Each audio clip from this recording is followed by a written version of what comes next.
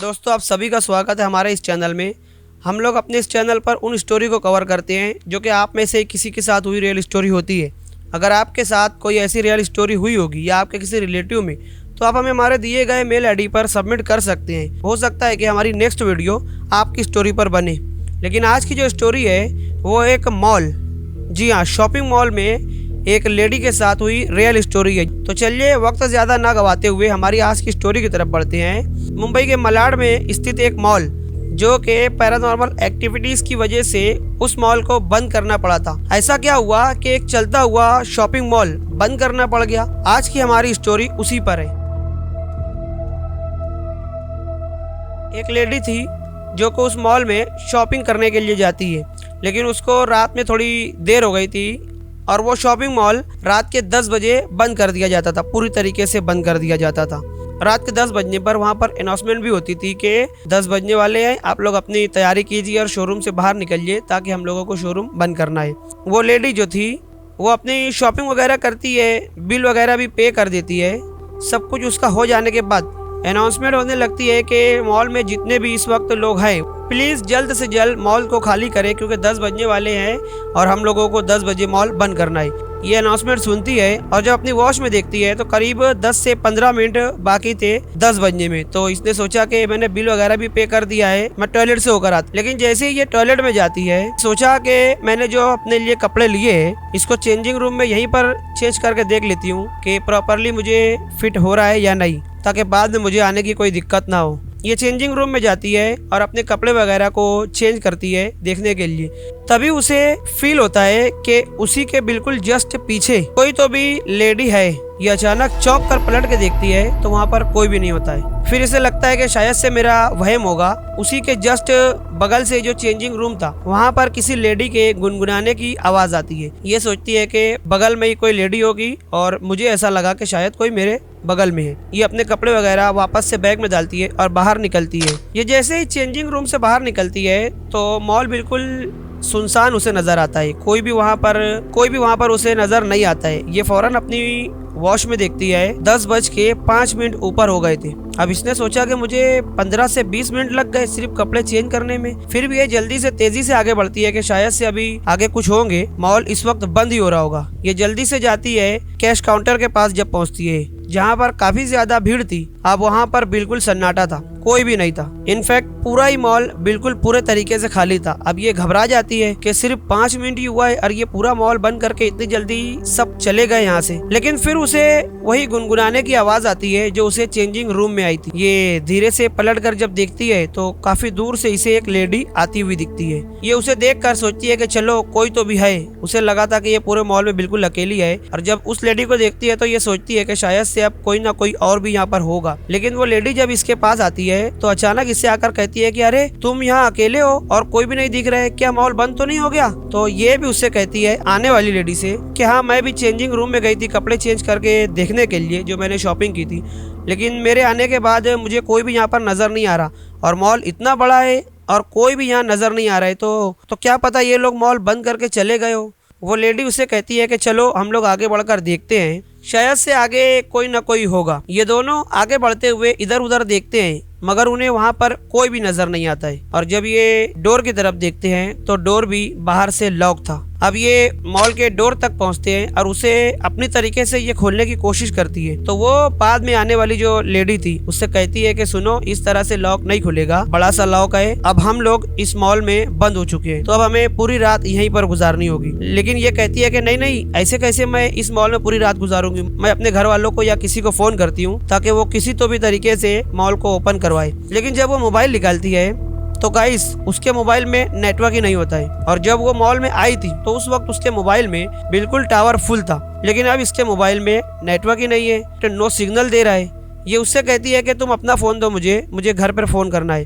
तो वो कहती है कि मेरे पास कोई भी फ़ोन नहीं है। अब ये परेशान हो जाती है कि अब क्या किया जाए। वो आने वाली लेडी उससे कहती है कि सुनो, तुम रिलैक्स हो जाओ, हम दो हैं तो तुम्हें डरने की ज़रूरत नहीं है, हम लोग इस मॉल में रात गुजारेंगे, जब सुबह होगी तो फिर हम लोग चले जाएंगे। ये उस लेडी से कहती है कि नहीं, हम लोग ऊपर टेरिस पे चलते हैं, शायद से वहाँ पर नेटवर्क आ जाएगा। तो वो दूसरी आने वाली लेडी उससे कहती है कि ऊपर का भी डोर ऑलरेडी लॉक है, ऊपर कोई टेरिस पे जाता नहीं है, क्या तुम्हें पता नहीं है?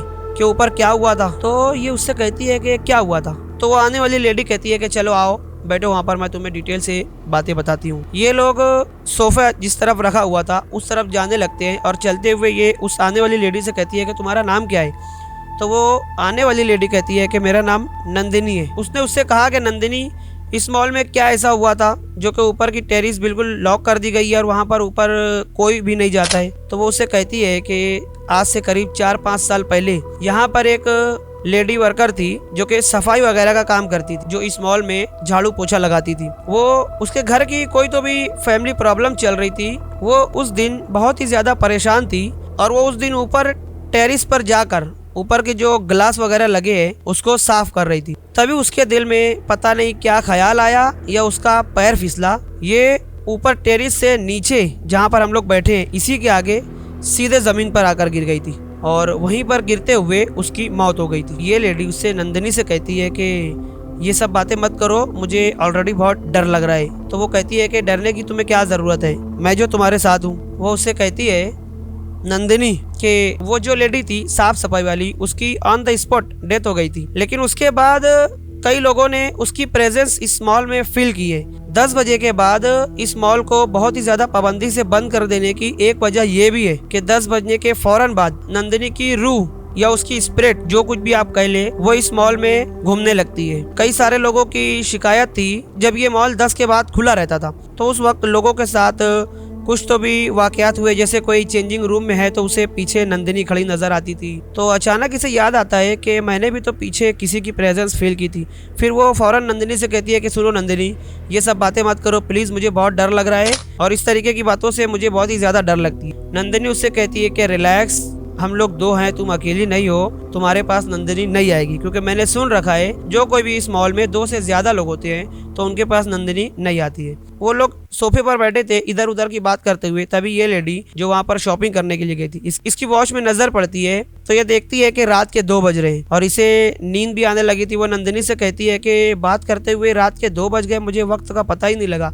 और फिर वो नंदिनी से कहती है कि नंदिनी, मुझे अब नींद आ रही है तो चलो हम दोनों यहीं पर सो जाते हैं, लेकिन प्लीज़ नंदिनी, जब हम लोग सो जाएंगे तो तुम यहाँ से उठकर नहीं जाना। नंदिनी कहती है मुस्कुराते हुए कि नहीं जाऊँगी, मैं तो तुम्हारे ही वास्ते यहाँ पर आई हूँ। तो ये कहती है कि मेरे वास्ते। फिर तो नंदिनी बात घुमाते हुए कहती है कि डोंट वेरी, तुम ये सब मत सोचो, मैं कहीं नहीं जाने वाली, तुम सो जाओ, मैं भी तुम्हारे पास ही बगल में सोफे पर सो जाती हूँ। सोफे के एक तरफ नंदिनी सोती है और दूसरी तरफ वो शॉपिंग करने आने वाली लेडी लेट कर बातें करते हुए, पता नहीं कब इसकी आंख लगती है। जब सुबह मॉल खोला जाता है तो मॉल के स्टाफ अंदर आते हैं, उस वक्त इस लेडी की आंख खुलती है, शॉपिंग करने वाली लेडी की। तो ये उठकर देखती है तो नंदिनी वहाँ पर नहीं थी और जब वो स्टाफ उसे देखते हैं तो बहुत ही ज्यादा शॉकिंग हो जाते हैं कि मैडम आप यहाँ कैसे। तो उसने कहा कि अरे रात को मैं चेंजिंग रूम में गई कपड़े चेंज करने के लिए और तुम लोग इतनी जल्दी बंद करके चले गए। तो स्टाफ के जो मेंबर थे वो उससे कहते हैं कि मैडम, मॉल बंद करने से इनफैक्ट 15 मिनट पहले हम लोग अनाउंसमेंट करते हैं कि जो कोई भी इस मॉल में सब जल्दी से बाहर निकल जाए, मॉल बंद होने वाला है। फिर आप उस वक्त क्यों बाहर नहीं निकली। फिर भी वो इधर उधर से बात करते हुए बहस करने लगती है। तभी मैनेजर आता है और स्टाफ से पूछता है कि क्या हुआ, क्या बात है और ये मैडम कौन है। तो स्टाफ उन्हें बताते हैं कि सर, ये मैडम आज की पूरी रात इसी मॉल में रुकी थी। तो मैनेजर बहुत ही ज्यादा शॉक हो जाता है कि मैडम आप यहाँ अकेली रुकी थी। तो उसने कहा कि नहीं, मैं अकेली नहीं थी, मैं और नंदिनी थी। मैनेजर ये बात सुनकर बहुत ही ज्यादा शॉक में आ जाता है कि नंदिनी। उसने कहा कि हाँ, नंदिनी एक लेडी थी, वो भी शायद शॉपिंग करने आई थी, वो यहाँ मेरे साथ रुकी थी। तो मैनेजर समझ जाता है लेकिन कहता है कि अब कहाँ है वो नंदिनी।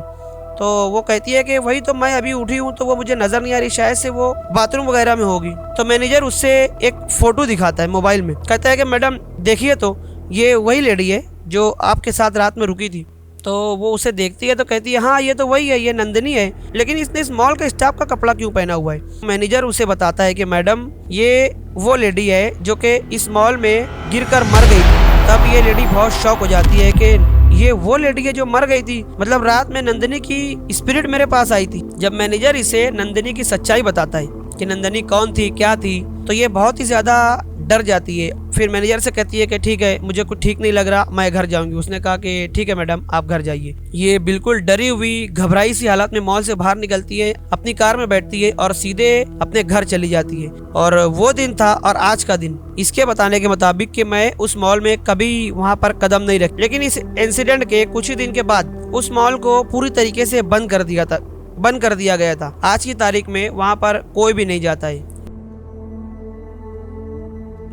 ये थी वो स्टोरी जो कि मॉल में एक लेडी के साथ हुई रियल स्टोरी थी। अगर आपके पास कोई इस तरीके की स्टोरी होगी तो आप हमें हमारे दिए गए मेल आईडी पर सबमिट कर सकते हैं। वीडियो अगर आपको अच्छी लगी हो तो आप हमारे चैनल को सब्सक्राइब करें, लाइक करें। अगर आपको ये लगता है कि वीडियो में कोई कमी है या कहीं पर कोई गलती है तो अपनी कीमती राय कमेंट बॉक्स में ज़रूर दें।